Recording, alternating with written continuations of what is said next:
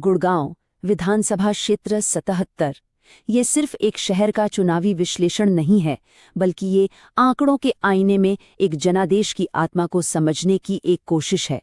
हमारा फोकस व्यवस्था पर रहेगा, किसी व्यक्ति पर नहीं। तो आइए इस कहानी की परतों को एक एक करके खोलते हैं। भारत का मिलेनियम सिटी। दूर से देखें तो ऊंची चमकदार इमारतें जो तरक्की की गवाही देती हैं, लेकिन इन्हीं इमारतों की परछाई में एक और कहानी भी है, अधूरे वादों की कहानी। और सच कहूं तो यही विरोधाभास गुड़गांव की राजनीतिक जमीन की सबसे बड़ी हकीकत है।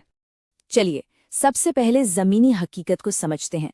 देखते हैं कि इस शहर के नागरिक रोजाना किन अनुभवों से गुजरते हैं। टूटी सड़कें, खुले नाले, पानी जिसका कोई भरोसा नहीं, कब आएगा कब नहीं, और धूल भरी हवा।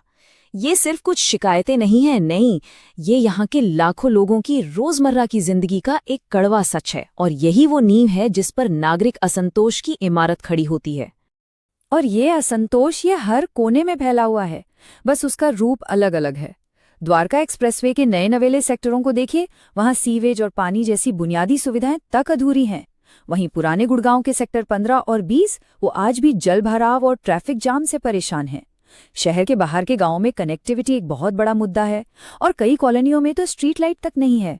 तो मतलब साफ है, समस्या किसी एक इलाके की नहीं बल्कि पूरे शहर की है। ये समझना बहुत जरूरी है कि एक नागरिक का सम्मान उन्हें मिलने वाली सार्वजनिक सेवाओं की गुणवत्ता से सीधे तौर पर जुड़ा होता है। ये कोई एहसान नहीं है, ये एक संवैधानिक अपेक्षा है। और जब व्यवस्था ये बुनियादी जरूरतें भी पूरी नहीं कर पाती, तो ये सीधे सीधे नागरिकों की गरिमा पर चोट करती है। तो लोगों के इन अनुभवों का उनकी राजनीतिक प्रतिक्रिया पर क्या असर पड़ता है? चलिए अब कहानी के उस हिस्से में चलते हैं जहां आंकड़े बोलते हैं। और एक बात तो तय है, आंकड़े कभी झूठ नहीं बोलते। 51.8%। ये 2024 के चुनाव में गुड़गांव का वोटर टर्नआउट था। ये नंबर सिर्फ एक आंकड़ा नहीं है, ये नागरिक उदासीनता की एक बहुत गहरी कहानी कहता है। ये पहला और सबसे बड़ा संकेत है कि मतदाताओं और राजनीतिक व्यवस्था के बीच एक बड़ी खाई बन चुकी है। इस खाई की गहराई को जरा समझिए। गुड़गांव का मतदान प्रतिशत पूरे हरियाणा राज्य के औसत से लगभग 16 पॉइंट कम था। ये कोई मामूली अंतर नहीं है, ये एक बहुत बड़ी चेतावनी है कि शहर का एक बहुत बड़ा हिस्सा चुनावी प्रक्रिया से खुद को अलग महसूस कर रहा है, कटा हुआ महसूस कर रहा है। अच्छा, अब नतीजों पर नजर डालते हैं। 2024 में बीजेपी ने 53.3% वोट शेयर के साथ एक बड़ी जीत हासिल की। लेकिन कहानी का दूसरा पहलू भी है। एक निर्दलीय उम्मीदवार और कांग्रेस, इन दोनों ने मिलकर लगभग 44% वोट हासिल किए हैं। इसका मतलब क्या हुआ? मतलब साफ है, सत्ता विरोधी वोट तो था, लेकिन वो बुरी तरह बटा हुआ था। तो यहीं पर सबसे दिलचस्प सवाल खड़ा होता है। अगर जमीनी स्तर पर इतनी समस्याएं हैं, इतना असंतोष है, तो फिर सत्ताधारी पार्टी इतनी आसानी से चुनाव कैसे जीत जाती है? इसका जवाब हमें विपक्ष की संरचनात्मक कमजोरियों में मिलता है। देखिए, जमीन पर एक मजबूत संगठन के बिना जो हर बूथ पर मतदाताओं से जुड़ सके, सिर्फ असंतोष को वोटों में बदलना लगभग नामुमकिन है। इसके साथ ही एक स्थापित स्थानीय चेहरे की कमी और संसाधनों का एक बड़ा अंतर विपक्ष को और कमजोर कर देता है। और सबसे अहम बात, जैसा हमने देखा, जब सत्ता विरोधी वोट कई उम्मीदवारों में बढ़ जाता है, तो इसका सीधा फायदा सत्ताधारी पार्टी को ही मिलता है। ये किसी एक नेता की नहीं, बल्कि एक पूरी व्यवस्था की विफलता है। इस पूरी तस्वीर को और गहराई से समझने के लिए हमें वक्त में थोड़ा पीछे जाना होगा। एक दशक के आंकड़े हमें बताएंगे कि इस क्षेत्र में जो राजनीतिक बदलाव हुए हैं, उनकी जड़ें कितनी गहरी हैं। ये टेबल 1996 से 2024 तक के 7 चुनावों का पूरा सफर दिखाती है। इसमें बहुत सारे आंकड़े हैं, लेकिन अपना ध्यान 2014 के साल पर लाइए। यहीं से राजनीति ने एक निर्णायक मोड़ लिया। बीजेपी न सिर्फ जीती, बल्कि जीत का अंतर देखिए, 84,000 से भी ज्यादा।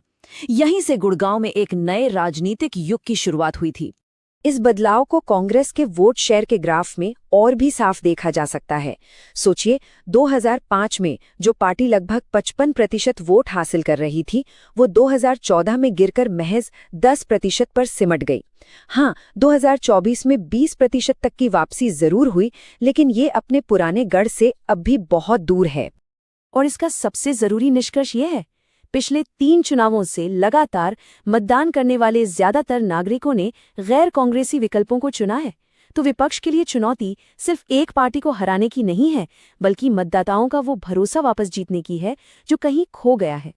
तो अब तक हमने समस्या को समझा, उसके कारणों का विश्लेषण किया। अब समाधान की ओर बढ़ते हैं।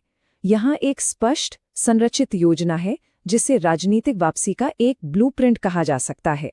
इसे चतुर्मुख सिद्धांत कहते हैं, एक 4 स्तंभीय रणनीति। पहला, चुनावी, उन निराश मतदाताओं और कम मतदान वाले शहरी इलाकों पर ध्यान केंद्रित करना जो व्यवस्था से कट चुके हैं। दूसरा, संगठनात्मक, बूथ स्तर से संगठन को फिर से खड़ा करना। तीसरा, नैरेटिव, एक हाइपर लोकल संदेश बनाना जो टूटी सड़कों और पानी की किल्लत की बात करे, एक ऐसा संदेश जो कहे शहरी जीवन भी मायने रखता है। और चौथा, संसाधन, डिजिटल अभियानों का सही इस्तेमाल करना और जमीनी कार्यकर्ताओं को संगठित करना। इस रणनीति के केंद्र में सबसे जरूरी है सही उम्मीदवार का होना, एक शहरी विकास का यथार्थवादी। इसका मतलब है एक ऐसा स्थानीय पेशेवर जिसकी छवि साफ सुथरी हो, जो जमीनी मुद्दों की नब्ज भी पहचानता हो और साथ ही आधुनिक शहरी जिंदगी की जरूरतों और उम्मीदों को भी समझता हो। और इस रणनीति को जमीन पर उतारने के लिए एक 90 दिन का एक्शन प्लान चाहिए। चुनाव से 90 दिन पहले तैयारी से शुरुआत, जिसमें शिकायतों का सर्वे हो। 60 दिन पहले उम्मीदवार और स्थानीय घोषणा पत्र के साथ जनता के बीच जाना। 30 दिन पहले घर घर जाकर संपर्क अभियान तेज करना। और आखिरी 15 दिनों में मतदाताओं को मतदान केंद्र तक लाने पर पूरी ताकत झोंक देना। लेकिन इस पूरी प्रक्रिया में एक बात का ध्यान रखना बेहद जरूरी है। मतदाताओं तक पहुंचने का हर प्रयास उनकी निजता और सहमति का सम्मान करते हुए होना चाहिए, जैसा कि भारत का डेटा संरक्षण कानून कहता है, क्योंकि जिम्मेदारी से किया गया संवाद ही विश्वास की पहली सीढ़ी होता है। तो अब अंत में इस पूरे विश्लेषण और रणनीति को एक साथ जोड़कर देखते हैं कि कैसे एक गहरी समझ को एक मजबूत जनादेश में बदला जा सकता है। एक बात हमेशा याद रखनी चाहिए, विरोध से सत्ता तक का रास्ता सिर्फ नारों से नहीं बनता। ये रास्ता आंकड़ों से, अनुशासन से और जनसेवा के प्रति एक गहरी, अटूट प्रतिबद्धता से बनता है।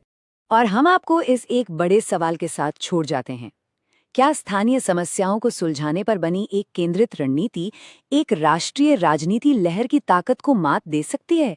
शायद इसी सवाल में आधुनिक भारतीय राजनीति की सबसे बड़ी चुनौती और सबसे बड़ा अवसर छिपा है। यदि आप एक जन केंद्रित नेता बनना चाहते हैं और अपने निर्वाचन क्षेत्र का उत्थान करना चाहते हैं, तो blueprintstrategies.ai से mgr@blueprintstrategies.ai पर संपर्क करें या 08042041602 पर कॉल करें। राजनीति से परे एक उद्देश्य,